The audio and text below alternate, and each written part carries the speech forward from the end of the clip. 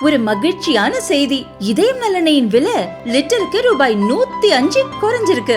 September 2023ல 1 litre இதயம் நல்லெண்ணெயின் அதிகபட்ச விலை ரூபாய் 503. ஆனா இப்ப 1 லிட்டர் இதயம் நல்லெண்ணெயின் விலை ரூபாய் 398 மட்டும்தான் தமிழ்நாட்டுல. அப்ப இனிமே எல்லாரும் இதயம் நல்லெண்ணெய் வாங்கலாம் இல்ல? ಮೋದಿಯವರು ಸರಿಯಾದ ನಿರ್ಧಾರ ತಗೊಳ್ತಾರೆ, ನಮ್ಗೆ ವಿಶ್ವಾಸ ಇತ್ತು. ಅದರಂತೆ ತಗೊಂಡಿದ್ದಾರೆ. ಯಾರು ಅಮಾಯಕರು ಇದಾವ ಏನೂ ಆಗಬಾರ್ದು, ನಮ್ಮ ಮೇಲೆ ದಬ್ಬಾಳಿಕೆ ಪುಂಡಾಟಿಕೆ ಮಾಡೋರನ್ನ ಬಿಡಬಾರ್ದು ಅಂತ ನನ್ನ ಅಭಿಪ್ರಾಯ ಇತ್ತು. ನಮ್ಮ ಮಗನ ಬಲಿದಾನ ವ್ಯರ್ಥವಾಗಬಾರ್ದು, ಸರಿಯಾದ ನಿರ್ಧಾರ ತಗೊಂಡಿದ್ದಾರೆ ನನಗೆ ಅನ್ನಿಸ್ತಾ ಇದೆ. ಈ ಥರ ಆಗುತ್ತಂತ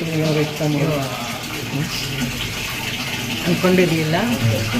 ಏನೋ ಮಾಡ್ತಾರೆ, ದೊಡ್ಡ ಹಿರಿಯರೆಲ್ಲ ಇದ್ದಾರಲ್ಲ ಅವರಿಗೆಲ್ಲ ಸಲಹೆ ಕೊಡುವಷ್ಟು ನಾವು ದೊಡ್ಡವರೆಲ್ಲ, ಸಾಮಾನ್ಯ ಜನಸಾಮಾನ್ಯರು ನಾವು. ಮೋದಿ ಬಗ್ಗೆ ವಿಶ್ವಾಸ ಇದ್ದೇ ಇತ್ತು. ನಾವು ನಂಬ್ಕೊಂಡಿದ್ವಿ. ಈಗೇನಿಸುತ್ತೆ ಈ ಥರ ಒಂದು ಘಟನೆ ಆಗಿರೋದ್ರಿಂದ ನಿಮಗೆ ಒಂದು ಸಮಾಧಾನ ಆಗಿದೆ? ನನಗೆ ಸಮಾಧಾನ ಅಂತಲ್ಲ, ಓದೋನು ಬರೋದಿಲ್ಲ, ಬೇರೆಯವ್ರ ಮಕ್ಕಳಿಗೆ ಹಾಗಾಗಬಾರ್ದು. ಮುಂದೆ ಅವರು ಚೆನ್ನಾಗಿ ಹೋಗಿ ಬಂದು ಮಾಡ್ಕೊಂಡು ಆರಾಮಾಗಿ ನಮ್ಮ ಜೀವನದಲ್ಲಿ ತಿರುಗಾಡ್ಕೊಂಡು ಇರಬೇಕು ಅಂತ ಅನಿಸ್ತಾ. ಹೇಳಿ.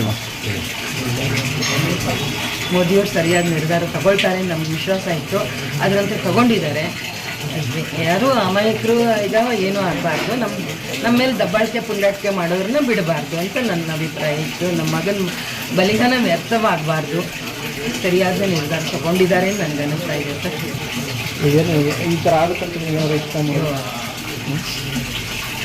ಅಂದ್ಕೊಂಡಿರಲಿಲ್ಲ. ಏನೋ ಮಾಡ್ತಾರೆ, ದೊಡ್ಡ ಹಿರಿಯರೆಲ್ಲ ಇದ್ದಾರಲ್ಲ ಅವರಿಗೆಲ್ಲ ಸಲಹೆ ಕೊಡುವಷ್ಟು ನಾವು ದೊಡ್ಡವರೆಲ್ಲ, ಸಾಮಾನ್ಯ ಜನಸಾಮಾನ್ಯರು ನಾವು. ಮೋದಿ ಬಗ್ಗೆ ವಿಶ್ವಾಸ ಇದ್ದೇ ಇತ್ತು. ನಾವು ನಂಬ್ಕೊಂಡಿದ್ವಿ.